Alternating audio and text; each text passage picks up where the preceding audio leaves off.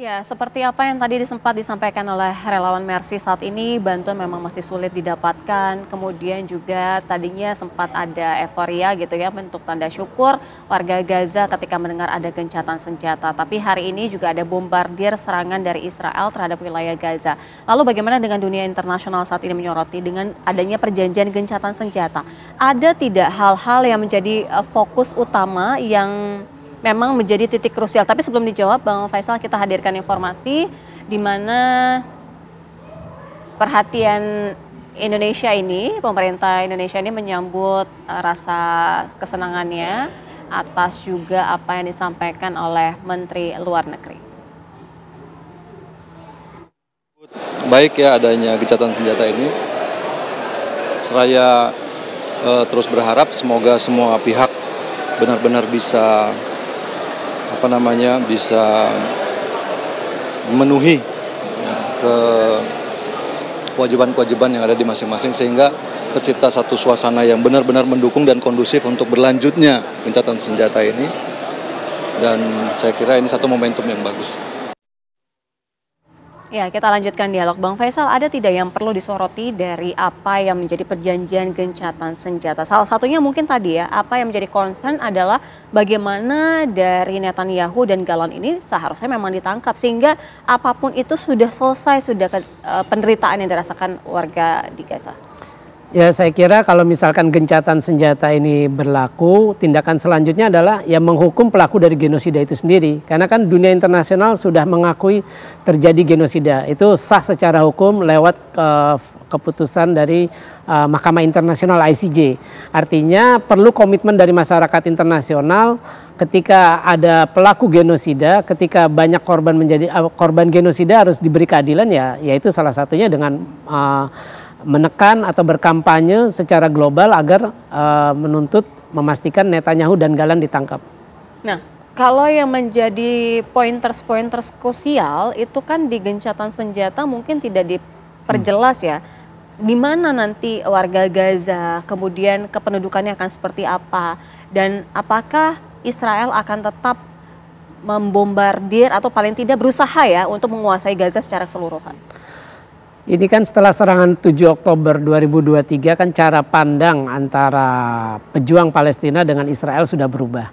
Dari sudut Hamas atau milisi lainnya, milisi Palestina lainnya, ternyata intelijen dan kekuatan intelijen atau militer Israel itu nggak sekuat seperti omongan banyak orang, bisa ditembus. Dan ini yang nembus kelompok bersenjata, bukan aktor negara. Ini sedangkan Israel negara, artinya kan itu udah sebuah hal memalukan, aib buat Israel.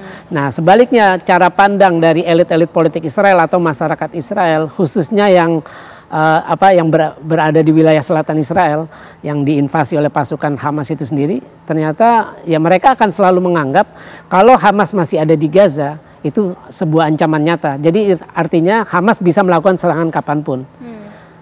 Nah kalau kita mengharapkan bagaimana itu gencatan senjata, ya itu kan tuntutan Hamas salah satunya kan pasukan Israel harus mundur, ditarik semuanya dari Gaza. Itu yang itu salah satunya yang harus terus bantuan kemanusiaan harus masuk, diberi akses seluas-luasnya.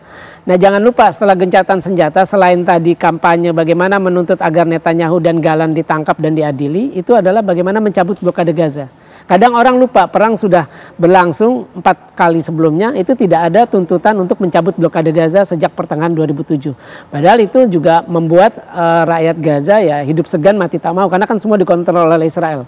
Perbatasan darat, laut maupun udaranya. Baik, kalau kita berbicara mengenai dunia saat ini, mata menyoroti bagaimana dengan gencatan senjata yang akan dimulai pada 19 Januari. Artinya ketika akan benar-benar dimulai, bagaimana dengan Amerika saat ini? Apalagi kan kita tahu bahwa pelantikan Trump, tapi kita juga tahu posisi Trump itu sangat memihak Israel, begitu kan?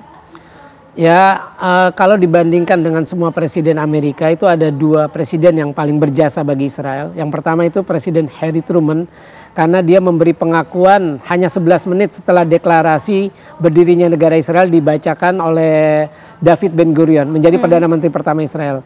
Nah, Trump ini sangat berjasa bagi Israel. Kenapa? Pertama, ketika 6 Desember 2017 dia memberikan pengakuan, Amerika mengakui bahwa Yerusalem baik barat maupun timur adalah ibu kota Israel. dan tidak boleh dibagi dua dengan Palestina. Ini sejalan dengan undang-undang yang sudah disahkan oleh Knesset pada 1980, namanya Hukum Dasar Yerusalem. Sama persis seperti yang Trump katakan. Terus juga Trump akhirnya mengeksekusi undang-undang Jerusalem Embassy Act, akta kedutaan di Yerusalem yang ditandatangani Presiden Bill Clinton pada 95. Nah, dia yang berani mengeksekusi. Jadi memindahkan kedutaan besar Amerika dari ibu kota Tel Aviv ke Yerusalem. Saya kira bahkan ketika Trump menang kemarin November, itu di Israel sudah muncul wacana bahwa kalau Trump menang kemungkinan besar bagi Amerika untuk memberikan pengakuan kedaulatan tepi barat bagi sebagai wilayah Israel itu ada kemungkinan seperti itu sih wacana yang berkembang di Israel. Artinya pihak-pihak di Israel ini sangat senang ketika Trump yang jadi karena Trump sudah membuktikan dia sangat pro Israel. Kalau dari pemerintah Indonesia kan tadi juga sangat senang ya dengan apa yang dalam gencatan senjata ini dilakukan ya, walaupun memang kita menginginkan Palestina ini benar-benar selesai sudah genosidanya. Tapi bagaimana dari pemerintah Indonesia kalau misal dari Bang Faisal melihatnya dengan komitmen kita kan terus membela Palestina? Iya. Saya kira yang pertama Prabowo harus melaksanakan janjinya untuk mengevakuasi 1.000 korban luka dari Gaza, kan itu yang dia sampaikan ketika Shangri-La Dialog sebelum dia terpilih dan pada pidato pelantikan pada 20 Oktober tahun lalu. Yang kedua, saya berharap ya Prabowo akan datang berkunjung ke Gaza karena kita sebagai salah satu negara yang terdepan membela Palestina tapi belum pernah ada satupun presiden kita menginjakan kaki di wilayah Palestina. Kalau Soekarno kan cuma sampai di Mesir. Yang ketiga, saya kira Indonesia perlu dasar hukum dalam membela Palestina karena pembukaan UUD 1945 tidak menyebutkan secara rinci siapa bangsa yang dijajah. Karena kan pembukaan hanya bilang penjajahan di atas dunia harus dihapuskan karena tidak sesuai pri kemanusiaan dan keadilan. Nah itu kita harus ada aturan turunannya. Menurut saya harus ada undang-undangnya. Kita kan bela Palestina ini atas dasar moral, atas dasar kemanusiaan. Tapi dasar hukumnya itu belum ada yang detail menjelaskan. Saya kira itu perlu. Karena kita punya banyak kasus ketika orang-orang cendekiawan, tokoh agama atau tokoh masyarakat atau pejabat bahkan menerima undangan pemerintah Israel untuk datang ke Israel, itu kan kasusnya sering terjadi dan itu hanya menjadi polemik tanpa ada kejelasan.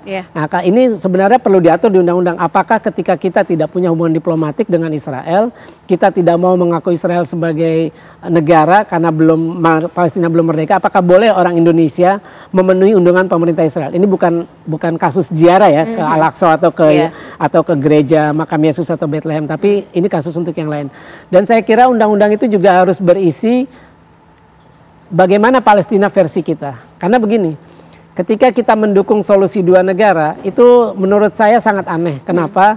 Karena itu luas wilayah Palestina menurut solusi dua negara. Secara teori ya, secara teori itu hanya 22%. Ini setengah dari resolusi partisi PBB tahun 47. Waktu itu Palestina dapat 45%, Israel 52%, sedangkan Yerusalem dan Bethlehem masih di bawah hukum internasional. Itu kan itu. Terus yang kedua, kita itu ingin Palestina itu mendukung versi Indonesia tuh Yerusalem ibu kotanya atau Yerusalem Timur saja, karena kan di Palestina juga terbelah karena baik Hamas ataupun Jihad Islam tidak mau mengaku eksistensi Israel atau Baik, Bang Faisal Assegaf, kita sama-sama menantikan ya bagaimana berjalannya gencatan senjata dan juga kita harapkan genosida ini benar-benar berhenti di seluruh wilayah Gaza.